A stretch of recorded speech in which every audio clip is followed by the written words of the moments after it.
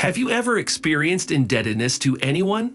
In the past, I found myself buried in debt and didn't feel burdened by the fact that I owed someone. My motto was, take all you can, give nothing in return. Or, at the very least, I forgive anyone who is owed. This behavior began in my childhood when I would take candy and toys and vanish as if to exchange them. Those toys are likely still gathering dust somewhere in a basement. Later, I found myself owing money for school lunches during my school years, and in high school, it was cigarettes, among other things. I was okay with services like, let me cheat, and I'll return the favor later. As I grew older, I made false promises to marry many women. I once even defaulted on a loan, but I'm not proud of it, as it wasn't a considerable amount. Nevertheless, the adrenaline rush and the feeling of being invincible was quite addictive. Indeed, I had some anxiety when it came to creditors, and there was also a concern that someone I had wronged might seek retribution against me. However, this fear was so slight that it hardly affected me. The exact origin of my story is unclear to me. Although I had many critics, I suspect it began with something entirely different. During the previous summer, I embarked on a journey with my best and only friend in Russia. We had the funds and a shared desire to escape the familiarity of our surroundings and travel far away until things had settled down. We started our journey by taking a train, followed by hitchhiking and even walking for stretches of time. Eventually, we arrived at the Urals and settled in a small town, which isn't important enough to name. We reserved a room at a hotel with a name similar to the town's and set out to explore the area by foot. The attractions in the area were decent, but not exceptional. We stumbled upon a small park, a cultural center with columns modeled after the Bolshoi and Mali theaters in Moscow, a petite lake on the town's outskirts, and fields that led into the horizon, dotted with escaping forests. To be honest, we found the town quite dull and uneventful. Although the town had a cinema, a club, and a few cafes, we hadn't come all this way just to watch movies. We craved something more extraordinary, something that we couldn't find in our own city. That's when we stumbled upon a crudely drawn, unglamorous ad for fortune-telling services on a piece of plywood. I suggested to my friend that we try it out to gain insight into our long journey ahead while on the road the next day. The fortune teller didn't operate out of a fancy salon or an office with all the usual mystical decor, candles, crystal balls, stick-like objects, and enigmatic Tesla coils. Instead, she invited us to her apartment. When we arrived, a woman in her 50s, with wrinkles covering her face and a large mop of half-gray hair, welcomed us at the doorstep. She had the look of a gypsy, or perhaps even a Tatar, but I didn't care much about her background. We informed her that we came in response to her ad, and she silently led us into her kitchen. She began the reading with my friend and asked me to wait in another room. After she was done with him, we swapped places and I took my turn. As I emerged from the room, I saw her washing a small coffee cup. Apparently, she had performed my friend's reading with coffee. I knew immediately that I was in for more nonsense about myself over a cup of coffee. As my friend left the room, I took his place in front of the fortune teller. But before she even touched me, something strange happened. Her face contorted into a grotesque expression, and her wrinkled hands froze mid-air, performing bizarre gestures. She emitted a guttural noise, somewhere between a hiss and a groan, that sent chills down my spine. I watched in horror as her eyes rolled back, leaving only the whites visible. It was a scene straight out of a horror movie, and I found myself gripping the edges of the wooden chair to keep from falling off. As suddenly as it began, it ended and the old woman slumped onto the seat beside me, lighting up a cigarette and filling the air with smoke. "Let me tell you something," the fortune teller said to me. "There are 3 individuals on their way to find you, and each of them desires something from you. The first one is a red-haired woman who desires your hand and heart. Or perhaps more specifically, she wants to emasculate you." My throat felt dry as I tried to recall all the women I had been intimate with under the guise of "you give me sex, and I'll give you children and a wedding." None of them were redheads, and I started to doubt the veracity and legitimacy of the fortune teller's abilities. My skepticism was still intact, and I couldn't fully believe her prediction. "The second person," she continued, is a man who desires your blood and life. He most likely wishes to harm you. Who did you offend?" She gave a smile, but for some reason, I sensed a hint of malice in it. "I see a shadowy figure, hard to make out," she said, her voice lowering to a whisper.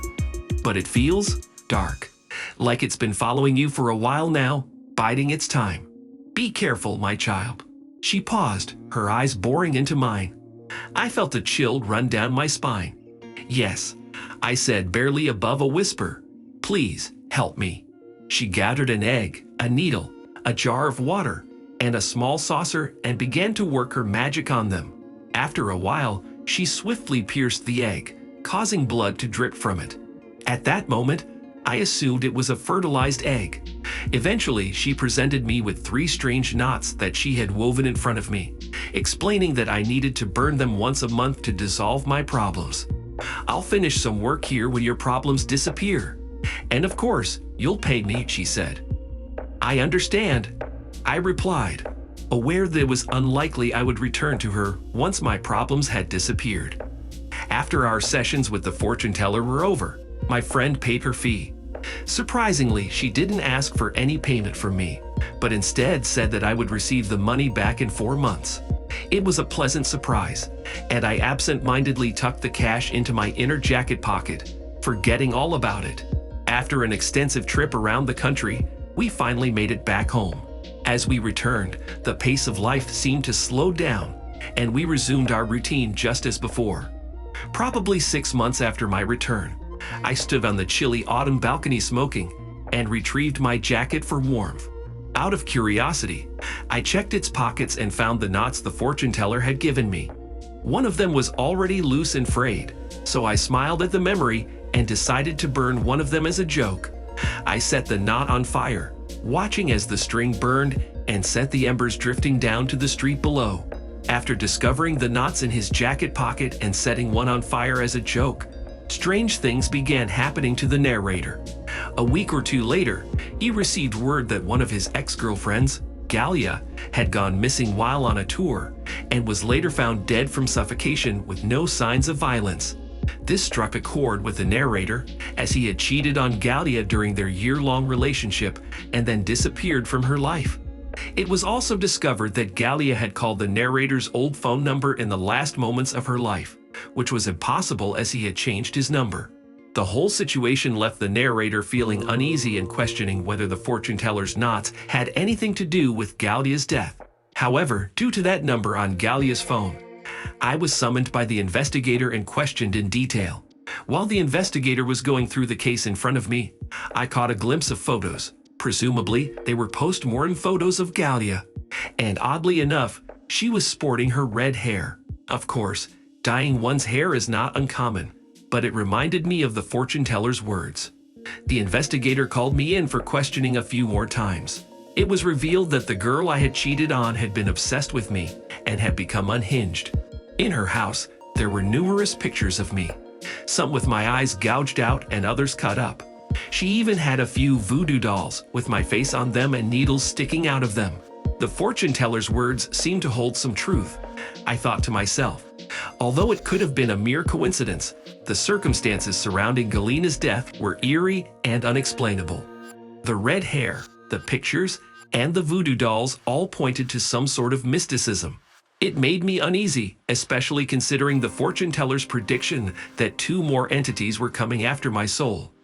I wasn't sure what the last entity was, but I knew the most dangerous one was a very real legal entity like a bank or collection agency. However, I still couldn't shake the fear of the man who wants my life and blood. I hadn't fully believed in the fortune teller's words before, but now I couldn't ignore the possibility that they held some truth. Without a moment's delay, I set fire to the second bundle on the balcony that very evening. Without hesitation, I burned the second bundle on the balcony that same evening. It didn't take long before I saw the results. In just 3 days, the local street gang bowed their heads. Their buddy had passed away that same evening, the one I owed a certain amount of wood in my old car scam. Some of these guys, who had known me since childhood, offered me a drink of Shigel in memory of the deceased like a brother. They even insisted that I take a whitewash on my chest, because that's how it's done. It was from them that I learned that this brother had been suffering from angina all this time.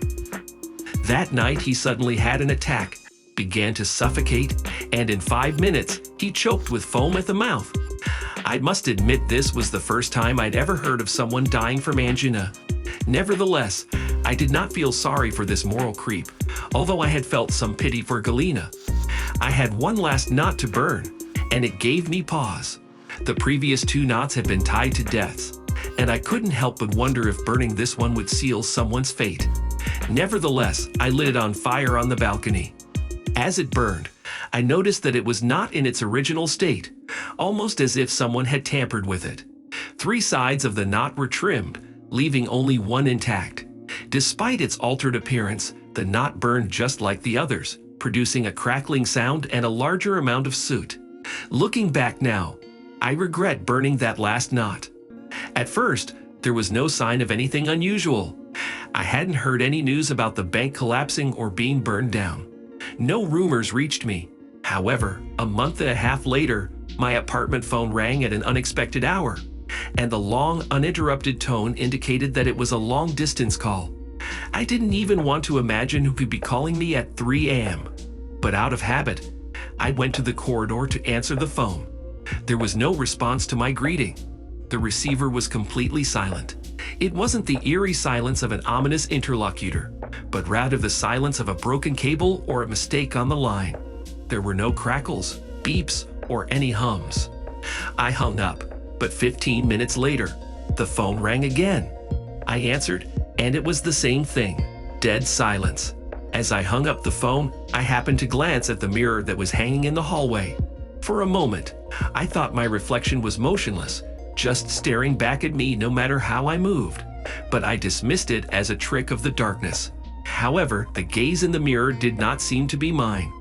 At 3 in the morning, people should be sleeping, not staring at their reflection in the dark.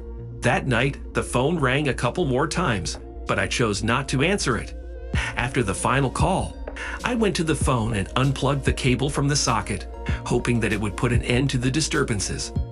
I then tried to go back to sleep. As I was drifting off to sleep, I was jolted awake by a faint, scraping noise. It wasn't the usual creaking of the old apartment or the rustling of mice in the walls.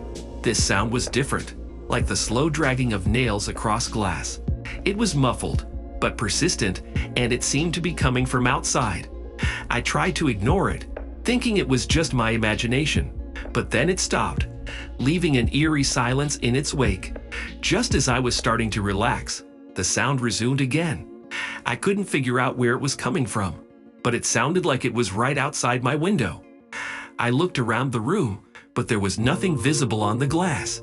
The curtains fluttered gently in the night breeze, casting an eerie blue glow from the streetlights outside. Eventually, I convinced myself it was just some strange noise from the pipes or the neighbors and managed to fall asleep. The next morning, I surveyed my apartment and found nothing unusual. Everything was in its proper place, and there were no signs of damage or theft. However, when I glanced at the mirror that had caught my attention the previous night, it appeared darker than usual. For a couple of nights, I was able to sleep soundly, but on the 3rd night, I heard the same creaking of the glass and the phone ringing again. This time, I'd also had the sensation that someone was pacing up and down the stairwell. I could distinctly hear the sporadic humming footsteps, or so I thought. I woke up to find a sewing needle stuck in my door, coated with a red-brown substance. The sight of it didn't scare me as much as it made me feel disgusted, reminding me of drug use. It dawned on me that I still owed the fortune teller for her services. I could go and pay her back, but the problem was that I couldn't remember the name of the distant city where she lived. I even tried calling a friend for help, but he was in the hospital after a minor accident that caused him to have a mental breakdown. When I asked him what happened and where we were at the time, he just uttered "you" in a disturbed voice and broke into inhuman sobs. As the night descended, I found myself at my wit's end. I believed that the Bible I purchased earlier that day at church and a bottle of holy water would provide me with protection. I tried to keep myself awake by sitting on a chair, smoking and drinking coffee. However, by 3 in the morning, my eyes were struggling to stay open. Just as I was about to doze off, I heard footsteps. The distinct sound of footsteps coming from the entryway or the hallway. I turned on the flashlight I had kept handy and pointed it towards the hallway, but it was empty. Slowly, I moved towards the door, my hand clutching the bottle of holy water and a small leather Bible in my pocket. As I stepped inside the doorway, the strange noises abruptly stopped. Peering through the peephole, I saw nothing but emptiness. But the moment I took a step away from the door, it was struck with a series of violent blows, as if someone was attempting to kick it down. I stumbled backward and reflexively poured holy water over everything in front of me. The banging ceased, and there was a moment of deafening silence before I heard the scraping of nails on glass. As I stood frozen in terror, the sound grew louder and closer to me. I could sense something manipulating my body, compelling me to turn and face the source of the noise. Trembling with fear, I reluctantly turned to my right. What I saw left me speechless. My reflection, which should have mirrored my movements, was facing me directly, with its hands on the mirror's surface, slowly probing the glass. Its eyes were obscured by long, dark streams of something that I couldn't identify, flowing down its face and onto the floor. The mirror itself crackled and groaned as if it was being pushed with great force. The bizarre scene seemed to last forever, until I found the courage to pick up the bottle of holy water and pour the rest of it over the reflection. There was no explosion or deafening roar, just a sudden ringing in my ears and a feeling of pressure in my head. The reflection seemed to waver, and then it disappeared entirely. The last thing I saw was my doppelganger raising its arms before pressing itself against the mirror from the inside. There was a loud clap, and the glass shattered into pieces. Presently, I am confined in a psychiatric ward, and no one seems to believe me. They all dismiss my story about the mirror double as a mere figment of my imagination, a symptom of delusional psychosis. However, I have come to realize a great deal since then. The fundamental law of the universe is that everything comes with a price, and gifts are not always free. Anyone who has helped you or given you something in the past may eventually come to collect their debt, and the collector may appear as a doppelganger identical to yourself. As you read this, you may not immediately realize that he is right in front of you, masquerading as your reflection. Looking back, I now understand that he was responsible for the deaths of my former creditors. His ultimate aim was to reach me, and the third victim was none other than myself. Evidently, I owed something to myself, and he had come to collect. He took my right eye, and I am now lying here in the hospital, trying to come to terms with the gruesome truth.